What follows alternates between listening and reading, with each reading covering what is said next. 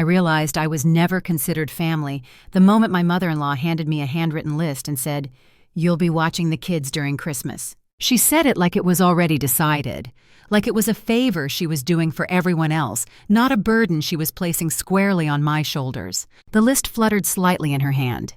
4 names, 4 schedules, 4 sets of allergies, nap times, and don't let them watch too much television notes written in red ink. 4 children that were not mine. 2 belonged to my husband's older brother, 2 belonged to his sister, and all 4 were apparently my responsibility. It was 3 days before Christmas. Snow had just started falling outside the window of her living room, soft and pretty in the way that makes you forget how cold it actually is. The house smelled like cinnamon and pine. Holiday music played quietly from a speaker in the corner. Everyone else was smiling. My brother-in-law was already talking about his ski trip. My sister-in-law was scrolling through her phone, nodding distractedly as she mentioned a couples retreat in California. My husband sat beside me silent, his knee bouncing just enough to tell me he knew what was happening and didn't plan to stop it. "You don't mind, do you?" my mother-in-law asked, finally looking at me. It wasn't really a question. I was 29 years old, married just over 2 years, no children, a job I could do remotely.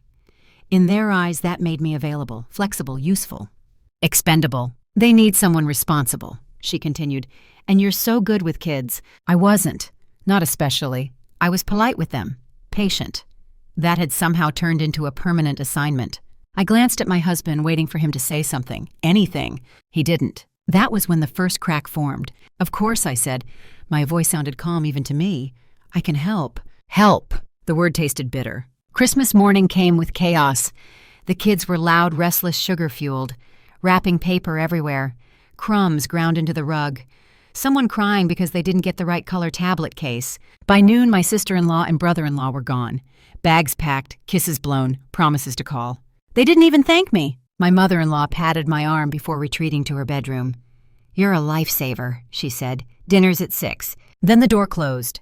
And suddenly I was alone in a house full of children who were not mine on a holiday that was supposed to be about family. Something inside me shifted. Not anger yet. Awareness. By the second day, patterns emerged.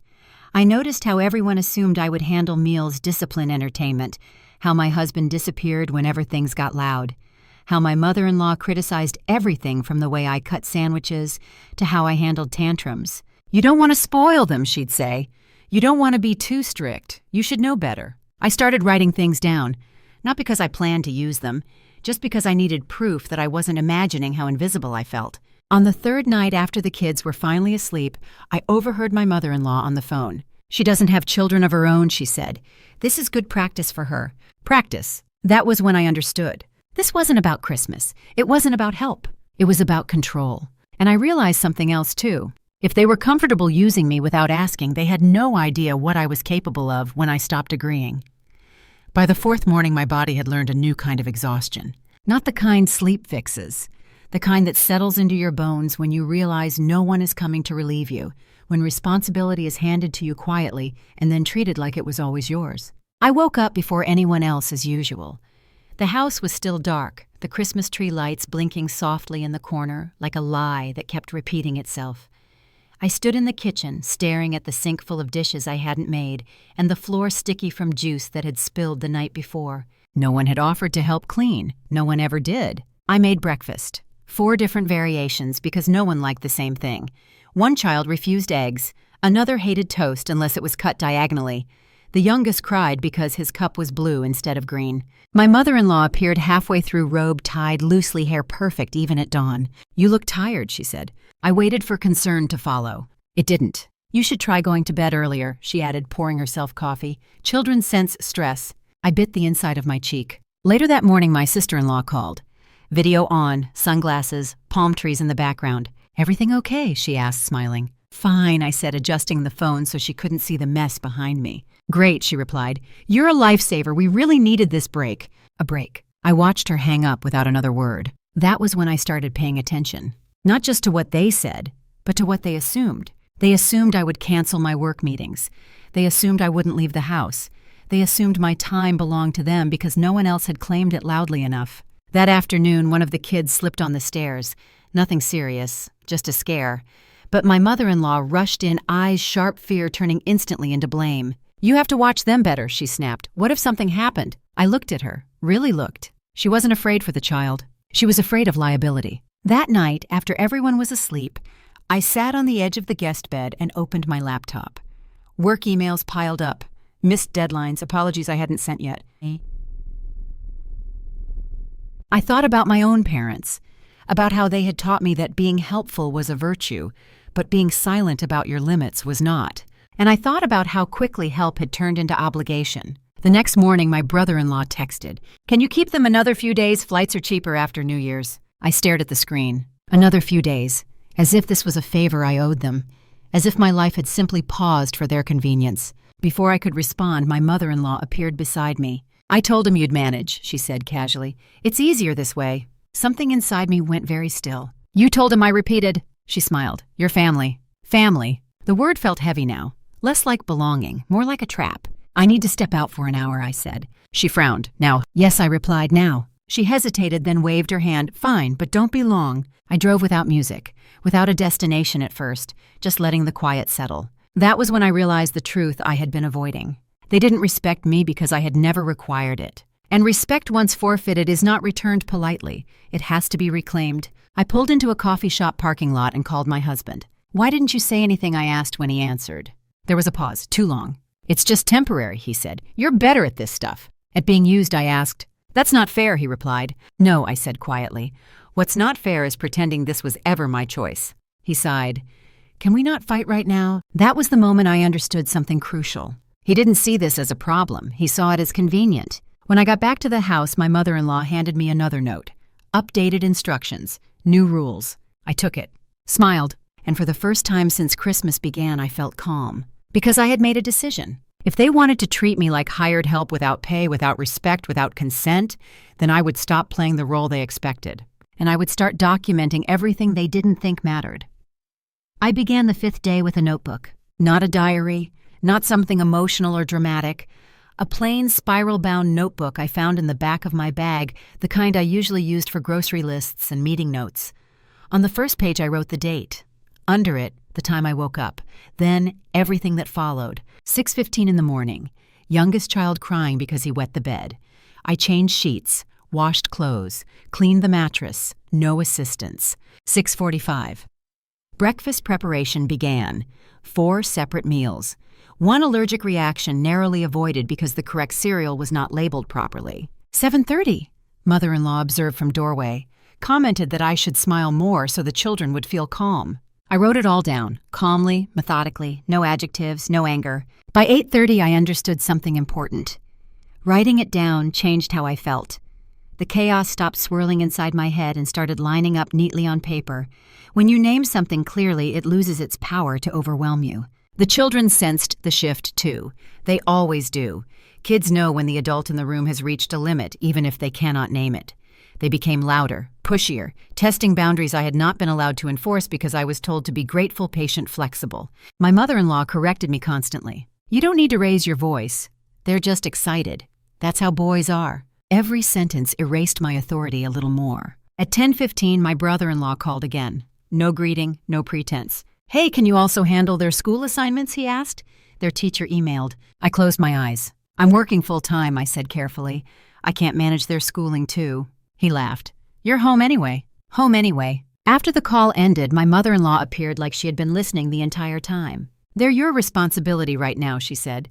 "You shouldn't complain." I wrote that sentence down, too. That afternoon, one of the children broke a decorative bowl.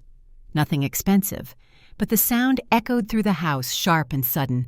My mother-in-law rushed in, eyes scanning for damage. "What happened?" she demanded. "It slipped," I said. "I was in the kitchen." She turned to the child, then back to me. "You need to pay more attention." I looked at the shards on the floor, then at her face. "I haven't sat down in 6 hours," I said. She waved her hand dismissively. "That's what motherhood is." Motherhood. I wasn't a mother. I was unpaid labor being trained for obedience. That night after dinner, after baths, after stories and negotiations and tears, I sat alone at the kitchen table. My husband still hadn't come home. He said work was busy. He always said that when conflict required effort. I opened my notebook again. Total hours of childcare that day over 14. Breaks taken none. Meals prepared 3. Laundry loads 4. Criticisms received too many to count. I realized then that this wasn't temporary, it was a test. They were testing how much they could take before I broke, how much I would accept before I protested, how long I would stay silent to keep the peace. And I realized something else. I was passing the test, just not in the way they expected. The next morning, my sister-in-law texted, "Any chance you can keep them through New Year's? Mom said you were doing great." I stared at the message, at the casual certainty, at the way my effort had already been rewritten as enthusiasm. I typed one word, "Sure." Not because I meant it, because I wanted them comfortable. That day I changed tactics. I stopped compensating. I stopped rushing. I stopped cleaning behind everyone constantly. I followed instructions exactly as given, no more, no less. If the rule was no screen time before noon, I enforced it even when it led to meltdowns. If the rule was snacks only at scheduled times, I stuck to it even when it inconvenienced my mother-in-law. She didn't like that. "You're being rigid," she said. "No," I replied. "I'm being consistent." She frowned. Consistency removed her ability to criticize me for being too soft or too harsh. It exposed the real problem: control. That evening, my husband finally came home. He surveyed the house, the noise, the tension. "This feels intense," he said. "It is," I replied. He opened the fridge. "What's for dinner?" I laughed then, a short, sharp sound that surprised us both. "Whatever you make," I said. He looked at me like I had spoken another language. Later that night, he confronted me in the bedroom. "You're making my mom uncomfortable," he said. I met his eyes. "I've been uncomfortable for days." "She's just stressed," he replied. "So am I said. He sighed. "Why are you turning this into a thing?" "Because you already did," I thought. Out loud, I said nothing. Instead, I opened my notebook and wrote down his words. That was when the plan fully formed. Not revenge fueled by rage, but consequences built on truth. They thought Christmas had trapped me. They had no idea I was building a record. By the 6th day, the house no longer felt like a home. It felt like a workplace where the rules changed depending on who was watching. I woke before dawn again, notebook already on the counter, pen uncapped. Writing had become muscle memory, not emotional, precise. I noted the time my mother-in-law entered the kitchen and how she immediately commented on the noise level despite the fact that all 4 children were still asleep. "You should be up earlier," she said, sipping her coffee. Morning set the tone. "I've been up," I replied. She ignored that. At 7 sharp, the house erupted. Feet pounding, voices overlapping. One child crying because another had touched his toy. Another screaming because her socks felt wrong. I intervened calmly, set boundaries, redirected, followed every guideline my mother-in-law had insisted on. She hovered, watching, waiting. "You're too stern," she said, when one of the children crossed his arms and glared at me. I wrote that down. By mid-morning, my work phone started buzzing, missed messages, a meeting reminder. I locked myself in the guest bathroom for 15 minutes just to answer emails. When I came out, my mother-in-law was waiting. "You shouldn't lock doors," she said. "It makes the children anxious." "I was working," I replied. She pursed her lips. "Family comes first." That phrase landed differently now. Family comes first meant my needs came last. Around noon, my sister-in-law called again. Voice cheerful, oblivious. "The kids sound great," she said. "They love being with you." "They're tired," I said, "and so am I." She laughed lightly. "That's motherhood." Again. When the call ended, my mother-in-law clapped her hands together. "Lunch," she said. "They don't eat peanut butter, remember?" "I remember," I said. I prepared food carefully, measured, cleaned, served. Then I sat down. It was the first time I had sat all day. My mother-in-law stared at me like I had broken an unspoken rule. "You should eat later," she said. "They need supervision." I stood back up. That was the moment something snapped, not loudly, not dramatically, quietly. That afternoon, the youngest child developed a fever, mild, but enough to cause concern. I took his temperature, monitored, gave fluids, followed basic care guidelines. My mother-in-law hovered again. "If he gets worse, that's on you," she said. I looked at her. Really looked. "On me?" I asked. "You're in charge," she replied. I wrote that down too. When my husband came home that evening, I asked him to sit with me. "Your mother says I'm responsible if something happens," I said calmly. He frowned. "She didn't mean it like that." "She said it," I replied. Those were her words. He rubbed his face. "She's old school. She expects women to handle these things." I closed my notebook and placed it on the table between us. "I've been documenting everything I said." He laughed nervously. "Why?" "In case someone decides to rewrite this later," I replied. His smile faded. "That feels extreme," he said. "So does being responsible for 4 children without consent," I replied. He didn't answer. That night, my mother-in-law knocked on the guest room door. "I think you're overreacting," she said, arms crossed.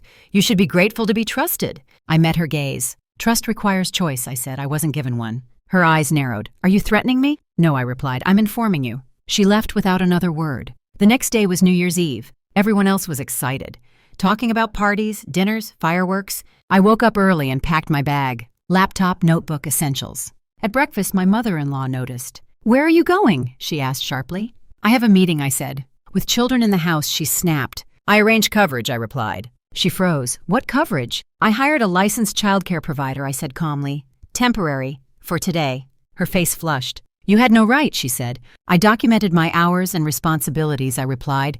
"I acted accordingly." She turned to my husband. "Are you allowing this?" He looked between us, uncertain, cornered. "She's allowed," he said finally.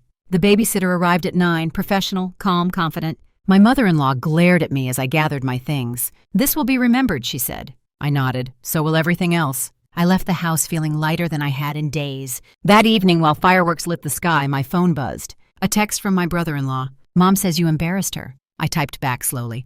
I was never here to protect her pride. I was here to protect myself. That was when I knew. This was no longer about Christmas. It was about power, and they had just lost their advantage. I did not go back to the house that night. I stayed in a small hotel near the edge of town, the kind business travelers use when they don't want to be noticed. Neutral colors, quiet hallways, a desk by the window that looked out over a parking lot dusted with leftover snow. I slept for almost 9 hours. When I woke up, my phone was filled with missed calls. My husband, my mother-in-law, my sister-in-law. No messages from my brother-in-law. He never dealt with conflict directly. He preferred to let other people absorb the damage for him. I showered slowly. Let the hot water hit my shoulders until the tension loosened. For the first time since Christmas, my body didn't feel like it was bracing for impact. At 9:30, I returned my husband's call. "Where are you?" he asked immediately. "I took the day," I replied. "You can't just disappear," he said. "I didn't disappear," I said. "I informed your mother I had arranged coverage." "She's furious," he snapped. "That's not my responsibility," I said calmly. There was a pause. "You embarrassed her," he said, echoing his brother's words. "I protected myself," I replied. "You made it look like we were taking advantage of you," he said. I laughed then, not kindly. "You were," I said. Silence stretched between us. "That's not how family works," he finally said. "That's exactly how your family works," I replied. I hung up before he could respond. When I arrived back at the house later that afternoon, the energy had shifted. The children were quiet. The babysitter had left. My mother-in-law sat rigidly at the dining table, her lips pressed together like she was holding something bitter in her mouth. She didn't greet me. I went straight to the guest room and gathered the rest of my things. I moved slowly, deliberately. I wanted every step to register. My mother-in-law followed me into the hallway. "You've made things very difficult," she said. "I documented facts," I replied. "If that made things difficult, you should ask why." "You're selfish," she said. "All this over a few days of helping." A few days, I repeated. 4 children, no consent, no breaks, no support. She scoffed. "Women have done worse. And men have let them," I said. Her face reddened. "You're turning my son against his family," she accused. "I'm showing him what loyalty costs," I replied. That night, I asked my husband to sit down with me again. Not to argue, to listen. I laid the notebook on the table, opened it. Page after page of dates times quotes. No emotion, just reality. He flipped through it slowly. "This feels calculated," he said. "It is," I replied, "because what happened to me wasn't accidental." He shook his head. "You're acting like a victim." "No," I said, "I'm acting like a witness." That distinction mattered. The next morning, my sister-in-law called. This time, she didn't smile. "What is going on?" she demanded.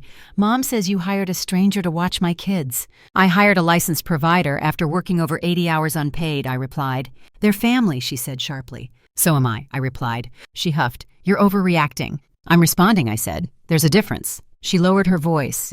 "You're going to make things awkward." "I was never comfortable," I replied. "You just didn't notice." She hung up. That afternoon, my brother-in-law finally texted. "Didn't realize you felt this way. Thought you liked helping." I stared at the screen. Liking something and being forced into it are not the same thing, I typed back. No reply came. By evening, the family group chat went quiet. No holiday plans, no jokes, no pictures of the kids. The silence felt intentional, punitive. That night, my husband confronted me again. "You're creating distance," he said. "No," I replied. "I'm revealing it." He sat heavily on the edge of the bed. "You didn't have to escalate," he said. "I didn't escalate," I replied. I stopped absorbing. He looked at me like he was seeing me for the first time. "I don't recognize you," he said. "I recognize myself," I replied. That was the moment I understood the real cost of what I was doing. Not their anger, his discomfort. I wasn't the pliable wife anymore, the one who smoothed things over, who sacrificed quietly so everyone else could stay comfortable. That version of me had ended on Christmas morning. The next day I emailed a lawyer. Not to sue, not to threaten, to understand my rights. Because when family begins to treat your labor as an entitlement, clarity becomes protection. As I closed my laptop, I felt something unfamiliar settle into my chest. Not guilt. Resolve. They thought the babysitter was the problem. They had no idea it was only the beginning. The lawyer's office smelled like lemon polish and old paper, the kind of place that made you sit up straighter without being asked. I hadn't planned to be there so soon. In my mind, this was supposed to be preventative, educational, something I would tuck away and never need. That was before my mother-in-law decided to make it formal. I learned about it through my husband. He came home that evening unusually quiet. Not angry, not defensive, careful. That was worse. My mom talked to someone today, he said, loosening his tie like it was choking him. Someone, I asked? A friend from church, he said. Her nephew is a lawyer. I waited. She wanted to ask what her options were, he continued. If you're unstable. The word hung in the air like smoke. Unstable, I repeated. She didn't mean it like that, he said quickly. She's just worried. About the kids. About you leaving. I felt my pulse slow instead of spike. That scared him. She's preparing a narrative, I said. He frowned. What? She's reframing what happened, I continued. From boundaries to abandonment. From labor to obligation. You're reading too much into this, he said. No, I replied. I finally started reading it clearly. That night, I didn't argue. I didn't defend myself. I packed my notebook and laptop and drove back to the hotel. The lawyer I met the next morning was a woman about my mother-in-law's age. Calm. Direct. She listened without interrupting as I laid everything out. The children, the hours, the instructions, the criticism, the babysitter, the backlash. When I finished, she leaned back in her chair. This isn't about childcare, she said. I know, I replied. It's about control and expectation, she continued. And now reputation. That word mattered. She's laying groundwork, the lawyer said. If this escalates, she'll claim you're unreliable, emotional, unfit to be trusted. I swallowed. What can I do? I asked. You keep doing exactly what you're doing, she said.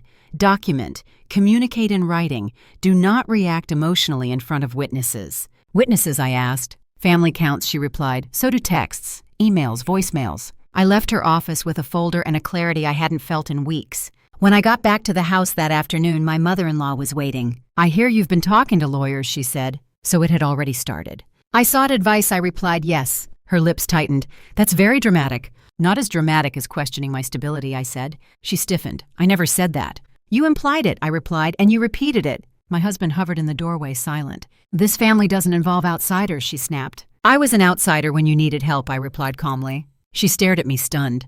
That night, something else happened. My sister-in-law posted on social media. A vague message, no names, no details. Some people forget what family means when things get hard.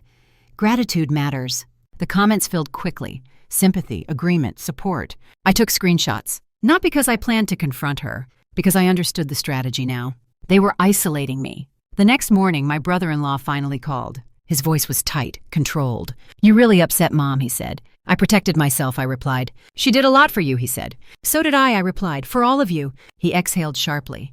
You didn't have to make it legal. I didn't, I said. She did. There was silence. Can't we just reset, he asked. Reset.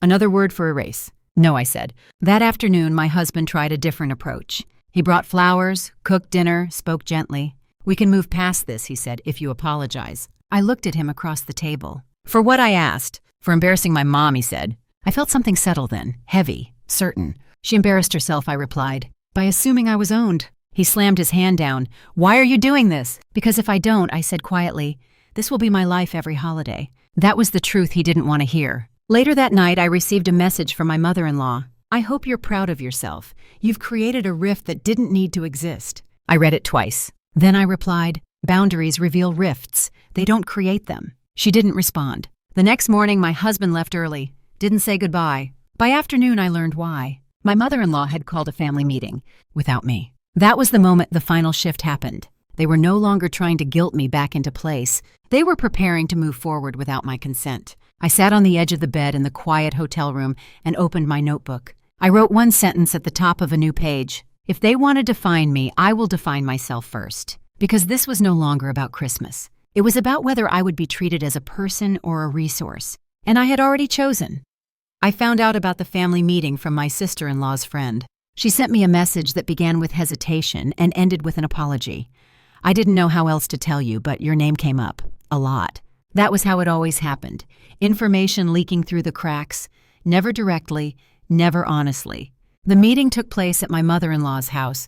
Everyone was there. My husband, his brother, his sister, 2 aunts I barely knew, even a cousin who hadn't spoken to me since our wedding. I was not invited. They didn't have to say why. The message was clear. I was the subject, not the participant. I sat at the small table in the hotel room and let the silence stretch. For the first time, I didn't feel excluded. I felt relieved. If I wasn't in the room, they couldn't pressure me into silence. I imagined the scene easily. My mother-in-law at the head of the table, her voice calm, concerned, framing everything as worry for the children, for the family, for her son. My sister-in-law chiming in with comments about how stressed I seemed, how sensitive, how difficult I'd become lately. My brother-in-law nodding along, not wanting conflict but not willing to speak up either. And my husband sitting there letting it happen. That last part hurt more than I expected. I spent the morning organizing my records. Screenshots, messages, notes, dates, times, exact quotes. I created folders, labeled everything clearly, not because I was planning to fight yet, but because preparation has a way of restoring dignity. Around noon, my husband finally called. "Why didn't you come?" he asked. "Why wasn't I invited?" I replied. He hesitated. It was just family. "So am I said. He sighed. "Mom didn't want things to get heated." "That wasn't her choice to make," I replied. "She feels attacked," he said. "I felt used," I replied. No one seemed concerned about that. There was a long pause. "She thinks you're trying to turn people against her," he said. I didn't say anything, I replied. They did. "She's afraid you'll make this public," he added. That was new. Public how, I asked. "Social media. Legal stuff," he said. "She doesn't want the family looking bad." I closed my eyes. "So this is about appearances," I said. "It's about peace," he replied. "No," I said. "It's about control." When the call ended, I felt strangely steady. They were afraid now. That afternoon, my mother-in-law finally reached out herself. "We need to talk," she wrote. I didn't respond immediately. I waited until evening, until my hands stopped shaking. Then I replied, "I'm open to a conversation with a neutral third party present." Her response came quickly. "That's unnecessary." I typed back, "So is unpaid labor." She didn't answer. The next morning, my husband showed up at the hotel. Unannounced. He looked tired, rumpled, like someone who had spent the night explaining instead of sleeping. "You're blowing this out of proportion," he said as soon as the door closed. I didn't invite him to sit. "You let your family decide who I am without me," I replied. "They're worried," he said. "They're defensive," I replied. "There's a difference." He ran a hand through his hair. "What do you want?" The question sounded hollow. "I want acknowledgement," I said. "Not excuses, not minimization, accountability." He frowned. "From who?" "From you first," I replied. His jaw tightened. "I didn't force you," he said. "You allowed it," I replied, "and then you disappeared." "That's not fair," he said. "I worked over 80 hours caring for children that aren't mine," I said. "You never once asked if I was okay." He looked away. "They don't see it that way," he said quietly. "That's the problem," I replied. "Neither do you." He sat heavily on the edge of the bed. "Mom thinks you're setting a precedent," he said. "That if you don't help, others won't." I almost laughed. "I'm not a policy," I said. "I'm a person." He stayed silent. "I need to know something." I continued. "If this happens again, will you stop it?" He hesitated. That hesitation told me everything. "I can't promise," that he admitted. "It's family." I nodded slowly. "Then I can't promise to stay quiet," I replied. His eyes widened. "What does that mean?" "It means," I said, "that I will protect myself with or without your approval." He stood abruptly. "You're threatening us." "No," I said. "I'm setting terms." He left without another word. That evening, my sister-in-law posted again. "Family holidays are about sacrifice." I didn't respond. Instead, I drafted an email to my mother-in-law, my brother-in-law, my sister-in-law, my husband. Clear, calm, factual. I outlined what happened, what I agreed to, what I did not. The hours, the expectations, the lack of consent, the impact on my work and well-being. I stated my boundaries going forward. No childcare without prior agreement. No unpaid labor assumed. No discussions about me without me present. I ended with one sentence. "If these boundaries cannot be respected, I will make decisions accordingly." I sent it. Within minutes, my phone began to buzz. I turned it off. For the first time since Christmas, I felt something close to peace. Because they could talk about me all they wanted. I had finally spoken for myself. And whatever came next, they wouldn't be able to pretend they didn't know where I stood. The silence after I sent the email was louder than any argument we'd had so far. No immediate replies, no apologies, no explanations. Just the quiet hum of my phone on the hotel nightstand as notifications piled up without messages attached. Read receipts, typing bubbles that appeared and vanished, people drafting responses and deciding against them. That told me more than words ever could. The first response came the next morning. Not from my mother-in-law, not from my husband, from my sister-in-law. She didn't address the email directly. She sent a private message. "I didn't realize you felt so resentful. We trusted you. That hurts. Trusted you." I read it twice then, once more slowly. They trusted me to absorb everything quietly, to stay pleasant while being depleted, to keep their image intact at my expense. I replied with one sentence. Trust without consent is entitlement. She didn't respond. By noon, my brother-in-law chimed in. Short, defensive. "We never forced you. You could have said no." I stared at the words, then opened my notebook. December 22nd. Mother-in-law hands list. No request. Statement of expectation. December 23rd. Brother-in-law asks to extend stay due to flight prices. Mother-in-law says she already told him I'd manage. I took a photo of the page and sent it to him. This is what forced looks like. No reply. That afternoon, my mother-in-law finally broke her silence. Her message was longer, carefully written, polished. "I'm disappointed that you chose to escalate instead of coming to me privately. Families handle things internally. Involving outsiders and making lists feels hostile and unnecessary." There it was. The real offense. Not what she did, but that I documented it. I responded after an hour. "I came to you privately multiple times. I was dismissed. Documentation became necessary when my experience was denied." Her reply came faster this time. "You're rewriting events." I didn't respond. Because that accusation was the pivot. If I engaged emotionally now, she would frame it as instability. If I defended myself too passionately, it would confirm the story she was already telling. So I stayed factual. The next move came that evening. My husband texted me. "Mom is worried about your mental state. She thinks the stress might be getting to you." I felt something cold settle behind my ribs. This was escalation. Not conflict, not guilt. Character assassination, I replied carefully. "That's a serious accusation. Please put any concerns in writing." He didn't respond for over an hour. When he did, it was shorter. "She just wants everyone safe." Safe. From me. I forwarded the exchange to my lawyer. She called me within 10 minutes. "They're shifting to discredit you," she said. Classic.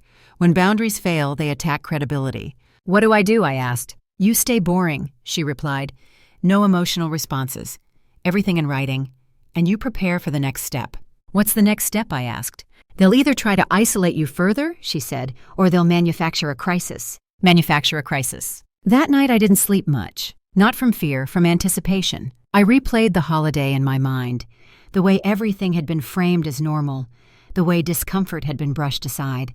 The way silence had been rewarded. I realized something important. This wasn't the first time they'd done this. It was just the first time someone had refused to absorb it quietly. The next morning I got the call. My husband's voice was tight. "Mom thinks it would be best if you took some space," he said. "From the family." "I already have," I replied. "She means professionally," he continued. "She thinks you should step back from work, rest." I closed my eyes. "Why?" I asked. "She's concerned you're overwhelmed," he said. "After everything." "Everything I did for your family," I asked. "She doesn't see it that way," he said. "No," I replied. "She sees me as a problem to be managed." He didn't deny it. "She suggested talking to someone," he added. "A counselor she knows." "A counselor she knows." I laughed softly. "Absolutely not," I said. "Why are you being so defensive?" he asked. "Because this is no longer about help," I replied. "It's about control." He sighed. "You're making this worse." "No," I said. "I'm making it visible." That afternoon, I made my next move. I didn't announce it. I didn't threaten. I updated my emergency contact at work. I informed my manager of potential family stressors. I documented everything with timestamps and backups. Then I did something my mother-in-law never expected. I called her church. Not to complain, to ask about volunteer childcare policies and safeguarding standards. The woman on the phone was polite, professional. "Family members aren't covered under our volunteer protections," she explained, "especially without consent or screening." I thanked her and took notes. That evening, I received a message from my mother-in-law. "Why did you contact the church?" I stared at the screen. "So she had noticed," I replied calmly. "I wanted to understand best practices, after being left solely responsible for multiple children." Her response came in seconds. "That was inappropriate," I typed back. "So was assuming my labor." She didn't respond again. But something changed after that. The accusation slowed, the tone shifted, because now the risk wasn't just emotional. It was reputational. They were realizing that every step they took could be examined, and people like my mother-in-law hated nothing more than scrutiny. I sat in the quiet hotel room that night and wrote one final note in my notebook for the day. When manipulation is exposed to daylight, it either retreats or explodes. I suspected they weren't done yet, and I was ready for whichever came next. The explosion came disguised as concern. It started with a knock on my hotel room door just after 9 in the morning. I wasn't expecting anyone. Housekeeping wasn't scheduled. I checked the peephole. My mother-in-law stood in the hallway, hands folded, coat buttoned, expression carefully composed. My husband was beside her, jaw-tight, eyes avoiding mine. I didn't open the door immediately. I took a breath, grounded myself. Then I did. "We need to talk," she said before I could speak. "I prefer conversations in writing," I replied. She smiled thinly. "This is urgent." I stepped aside, letting them in. Not because I trusted them, because I wanted witnesses. The hotel camera at the end of the hall, the front desk downstairs, neutral ground. They sat. I remained standing. "We're worried about you," my mother-in-law began. "You've been under a lot of stress. The children, work, conflict." "I've been clear," I said. "I'm not discussing my mental health with you." She waved her hand gently. "No one is attacking you." My husband cleared his throat. "Mom just wants to help." "Help!" That word again. She leaned forward. "We think it might be best if you took a short break, somewhere quiet, to reset." I felt my stomach drop, but my voice stayed even. "What kind of break?" I asked. "A retreat," she said quickly. "A wellness center. A few days, maybe a week." "And who suggested this?" I asked. She hesitated. "People who care." "Name them," I said. My husband shifted. "This feels like an interrogation." "It's a boundary," I replied. My mother-in-law's smile faded. "You're being difficult." "No," I said. "I'm being precise." She straightened. "If you don't recognize when you need help, others may have to step in." There it was. The implied threat. "I'm ending this conversation," I said. "Please leave." She stood abruptly. "We're trying to protect the family." "I'm protecting myself," I replied, "and that includes my reputation." My husband looked at me then, really looked, and for a moment I saw fear. They left without another word. I locked the door and immediately wrote everything down. Time, phrases, tone, exact wording. Then I called my lawyer. "They tried to frame a wellness intervention," I said. Her voice hardened. "Did they suggest facilities duration? Who would decide when you return?" "Yes," I said. "That's an attempt to establish incapacity," she replied. "Soft launch. They wanted your consent." "They didn't get it," I said. "Good," she replied, "because the next step is usually escalation." The rest of the day passed in a strange calm. No messages, no calls, like the ocean pulling back before a wave. By evening, the wave hit. My sister-in-law posted again, this time longer, vague but unmistakable. When someone refuses help and chooses conflict, it affects the whole family. Boundaries go both ways. Comments flooded in. Support, agreement, sympathy. I didn't respond. Instead, I sent screenshots to my lawyer. She replied with a single sentence. "They're building a record. So are you." That night, my husband texted. "Mom thinks you humiliated her at the hotel." I stared at the message. "She humiliated herself by assuming authority she doesn't have," I typed back. He didn't reply. The next morning, I woke to an email from my workplace. A check-in phrased politely. They'd received a call expressing concern about my well-being and ability to work. No names mentioned. But I knew. I forwarded it to my lawyer immediately. She called within minutes. "This is the line," she said. "They've crossed it." "What do we do?" I asked. "We respond once, in writing, calmly, with facts," she said. She helped me draft a response to my employer. Clear, professional, reassuring, no accusations, just context. Family conflict, temporary stress, no impact on performance, no need for intervention. My employer replied quickly. "Thank you for clarifying. Please let us know if you need support." Support. The right kind. That afternoon, I sent one final message to the family group chat. I am aware that false concerns have been raised about my mental health and employment. This stops now. Any further attempts to interfere with my work or reputation will be addressed formally. No emotion, no threats, just consequence. My mother-in-law replied within seconds. "How dare you accuse us of lying?" I didn't respond. Because something had shifted. The power dynamic they relied on required my silence. My compliance, my confusion. They had none of those anymore. That evening, my husband came to the hotel alone. He stood in the doorway like someone approaching an unfamiliar room. "I didn't know she would call your job," he said. "You let her think she could," I replied. He swallowed. "I never wanted it to go this far." "It always goes this far," I said.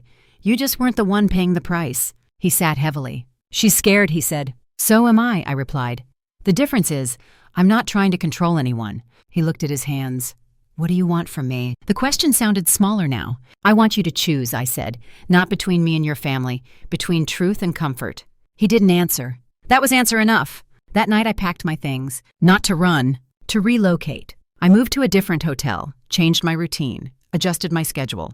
Because when manipulation fails, people like my mother-in-law don't stop. They escalate, and I was done being available for it. As I closed my notebook, I wrote the last line for the day. They wanted to manage me. Now they would have to face me. I woke up in the new hotel before sunrise, the unfamiliar ceiling reminding me that I had crossed a line there was no stepping back from. The room smelled like fresh linen and disinfectant neutral and impersonal, exactly what I needed. No memories, no expectations, no one knocking on the door pretending to care. I checked my phone. No messages overnight. That worried me more than a flood of them would have. Silence meant planning. I dressed slowly and went downstairs for coffee, choosing a table near the window. Outside, people hurried past with scarves pulled tight, living ordinary lives untouched by the kind of quiet war I was fighting. I envied them for a moment. Then I reminded myself that envy had never protected anyone. At 9 sharp, my lawyer called. "They're regrouping," she said. "Your mother-in-law backed off publicly, but that usually means she's working through someone else." "Who?" I asked. "Your husband," she replied.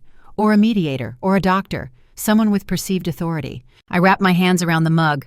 What should I expect? "A reconciliation push," she said, "framed as peace, healing, family unity." Unity, another word that always seemed to require my silence. An hour later, my husband texted, "Can we talk today, just us?" I stared at the screen for a long moment. "Where?" I replied. "Neutral place," he wrote back, "coffee shop near the courthouse." Of course it was near the courthouse. Places like that made people behave. Lowered voices, polite lies. I agreed. He was already there when I arrived, seated at a small table, coffee untouched. He looked tired, older than he had a week ago. Consequences had a way of doing that. "Thank you for coming," he said. "I didn't come to be thanked," I replied, sitting across from him. He flinched slightly, then nodded. "Fair." We sat in silence for a moment. He finally spoke. "Mom is beside herself," he said. "She feels attacked, misunderstood." "I feel targeted," I replied. "She never meant to hurt you," he continued. "She never asked if she was hurting me," I replied. He sighed. "She grew up believing family sacrifices for each other." "So did I said. "But sacrifice without consent is exploitation." He looked around, lowered his voice. "She wants to make this right." I raised an eyebrow. "How?" "She wants to apologize," he said, "privately, no lawyers, no records." There it was. I shook my head. "No." "She's embarrassed," he said. "She doesn't want this documented." "That's not my problem," I replied. "Accountability isn't humiliation. It just feels that way to people who've never had to face it." He leaned forward. "What do you want?" The same question again. "I want clear boundaries respected," I said. "I want no further contact with my employer, no questioning my mental health, no family meetings about me without me." "And if she agrees," he asked. "Then we can coexist," I replied. "Not reconcile, coexist." He frowned. "That sounds cold." "It's safe," I said. He rubbed his temples. "You're asking for a lot." I let out a slow breath. I worked over 80 hours unpaid. I was criticized, blamed, isolated, and then threatened with reputational harm. What I'm asking for is basic respect. He didn't answer. "Can you enforce this?" I asked. He looked up, met my eyes, hesitated. "I can try," he said. That word again. "I need more than trying," I replied. He swallowed. "I don't know if I can control her." "That's your answer," I said. His face fell. "So what now?" "Now I protect myself," I said, "with or without you." We sat in silence again, heavier this time. "I love you," he said quietly. I studied him, the man I had married, the man who had watched all of this unfold and chosen comfort over courage. "I know," I said, "but love without protection isn't enough." He nodded slowly. "Are you leaving me?" "I'm stepping back," I replied, "until I see change." That afternoon, I took another step. I filed a formal notice with my workplace HR documenting the inappropriate external contact, not accusatory, factual, protective. Then I sent a certified letter. To my mother-in-law. Clear, brief, written with my lawyer's guidance. Any further attempts to interfere with my employment, mental health, or personal decisions will be considered harassment. All communication must be in writing. I mailed it myself. By evening, the response came. Not from her, from her pastor. He left a voicemail calm and concerned, asking if we could talk about healing and forgiveness. I saved the message and forwarded it to my lawyer. She replied quickly. "They're outsourcing pressure now." I laughed softly.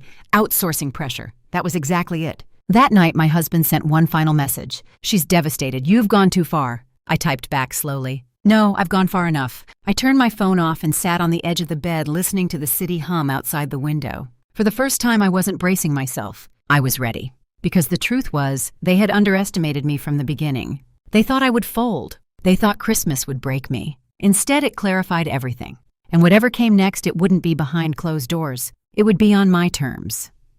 The pastor's voicemail sat in my inbox like an unopened letter from someone who had already decided what I should feel. I didn't delete it. I didn't respond. I archived it with the rest of the record. Everything had a place now. Nothing floated freely anymore. The next morning, I met my lawyer again. Same office, same lemon polish. This time, there was no pretense that we were simply preparing. We're at the inflection point, she said, folding her hands. They've tried guilt, reputation, authority. Now they're reframing it as forgiveness. Which requires me to accept blame, I replied. Exactly, she said. Forgiveness without accountability is just another way to reset the power imbalance. I nodded. What happens if I refuse? They'll push one last time, she said, publicly or semi-publicly. A family gathering, a mediated meeting. Something designed to make you look unreasonable if you don't comply. As if summoned by the thought, my phone buzzed. A message from my husband. Mom wants everyone together this weekend, just to clear the air. Clear the air? The phrase made my shoulders tense. Where I asked my lawyer. She'll choose a space that favors her, she replied. Her home, the church, somewhere symbolic. Should I go, I asked. My lawyer considered me carefully. If you go with rules, written, shared, witnessed. I drafted the response in front of her. I will attend a conversation in a neutral public space. 1 hour, agenda shared in advance, no accusations, no discussion of my mental health or employment. Any violation ends the meeting. I sent it. The reply came faster than I expected. That's unnecessary and controlling. I closed my eyes. They're telling on themselves, my lawyer said gently. I didn't respond. 2 hours later, a new message arrived. From my husband. She agreed. Of course she had. She had to. Refusal would look bad now. The meeting was scheduled at a quiet cafe attached to a bookstore. Public enough to discourage theatrics. Neutral enough to strip symbolism. I arrived early and chose a table near the window. My hands were steady, my breath slow. They arrived together. My mother-in-law wore soft colors. Approachable. Harmless. My sister-in-law looked guarded. My brother-in-law looked bored. My husband hovered at the edge, unsure where to sit. We ordered coffee. Small talk was attempted. I didn't participate. I want to start by saying my mother-in-law began that I never intended to hurt you. I raised a hand. Intent isn't the agenda. She blinked. Excuse me. We agreed on an agenda, I said calmly. Actions. Impact. Boundaries. Her lips tightened, but she nodded. I felt blindsided, she said. You left without warning. You involved outsiders. I gave warning, I replied. Multiple times. I involved outsiders after my reputation and livelihood were threatened. That's not how I see it, she said. I'm not asking you to agree, I replied. I'm asking you to stop. The word landed heavily. Stop what my sister-in-law interjected. Assuming my labor, I said. Questioning my stability. Contacting my workplace. Discussing me without me. My brother-in-law shifted uncomfortably. We thought you were okay with helping, he said. I wasn't asked, I replied, and when I said no, I was punished. That's dramatic, my sister-in-law said. I slid a printed timeline across the table. Dates, quotes, hours. This is documentation, I said. Drama doesn't come with timestamps. My mother-in-law glanced at it, then pushed it away. You're tearing this family apart, she said. No, I replied. I'm refusing to be torn apart for it. There was silence. My husband finally spoke. She just wants to feel respected, he said. So do I replied. Respect doesn't require obedience. My mother-in-law inhaled sharply. So what now? Now we define boundaries, I said. And consequences. She bristled. Consequences. Yes, I said. If my work is contacted again, I proceed formally. If my mental health is questioned publicly or privately, I disengage entirely. If childcare is assumed, the answer is no. And holidays, my sister-in-law asked. I attend as a guest, I replied, not as staff. My mother-in-law looked stunned. You're being inflexible. I'm being clear, I replied. The hour ended without hugs, without apologies, but also without denial. Outside, my husband caught up to me. You didn't leave room for reconciliation, he said. I left room for safety, I replied. He looked at me like he wanted to argue, then stopped. I don't know how to make everyone happy, he said. You don't have to, I replied. You have to decide who you're willing to disappoint. He didn't answer. That night, I returned to my hotel and packed again, not in panic, in preparation. I wasn't running. I was transitioning. I booked a short-term apartment closer to work. updated my address, adjusted my routines. When my phone buzzed with a message from my mother-in-law later that evening, I read it once. "I hope you're satisfied." I typed back one sentence. "I'm finally at peace." I turned the phone off because I understood something now that I hadn't before. Revenge doesn't always look like punishment. Sometimes it looks like refusing to be available for exploitation ever again. And that kind of revenge lasts. The apartment was quiet in a way I had never experienced before. Not empty, not lonely, quiet with intention. Sunlight slipped through the blinds in thin, deliberate lines, warming the wooden floor near the window. I sat on the edge of the couch with a mug of coffee cooling in my hands, listening to nothing but the distant hum of traffic and my own breathing. For the first time since Christmas, no one expected anything from me. No meals to plan, no schedules to manage, no invisible labor waiting to be noticed only when it failed. That absence felt radical. The messages slowed over the next few days, not because understanding had been reached, but because resistance had met something immovable.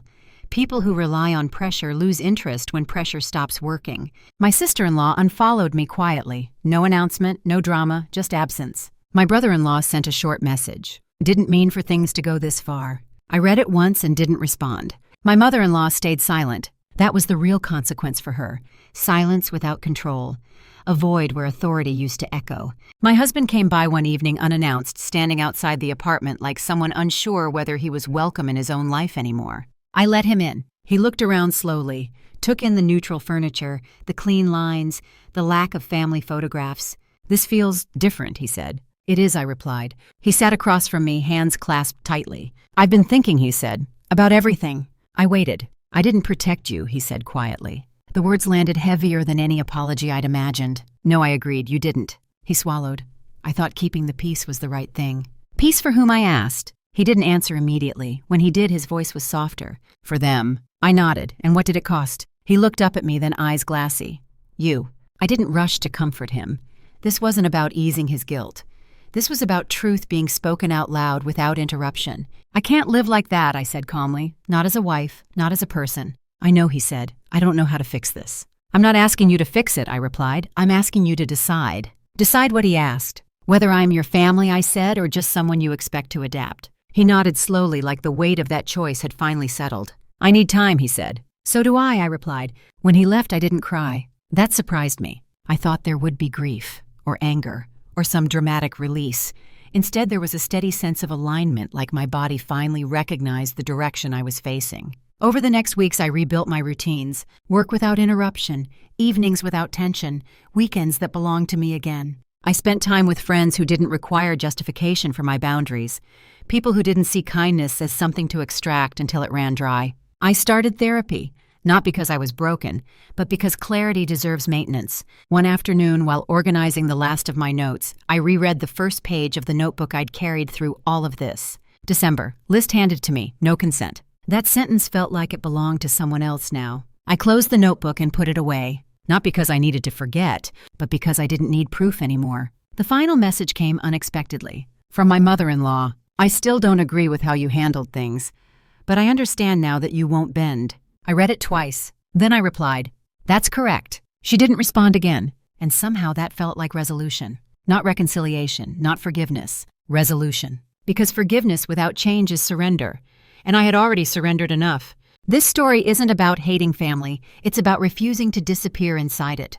It's about recognizing when love is conditional and deciding that your dignity is not. I was 29 years old when I learned that being helpful is not the same as being valued, that silence can be trained, that boundaries feel cruel only to people who benefit from your lack of them. If you're listening to this and something in your chest tightened along the way, pay attention to that. If you've ever been told that sacrifice is your role, that discomfort is your duty, that peace requires your silence, hear this clearly. You are allowed to step back. You are allowed to say no. You are allowed to stop being convenient. And if your refusal makes others angry, that does not mean you are wrong. It means the system depended on you staying small. I didn't ruin Christmas. I reclaimed myself. If this story resonated with you, if you've lived it in your own way, or if you're standing at the edge of a decision you've been avoiding, stay with me. Like the video. Share your story in the comments. Subscribe if you want more stories where the tables are turned and dignity wins. Because the most powerful revenge is not punishment. It's becoming unavailable for exploitation forever.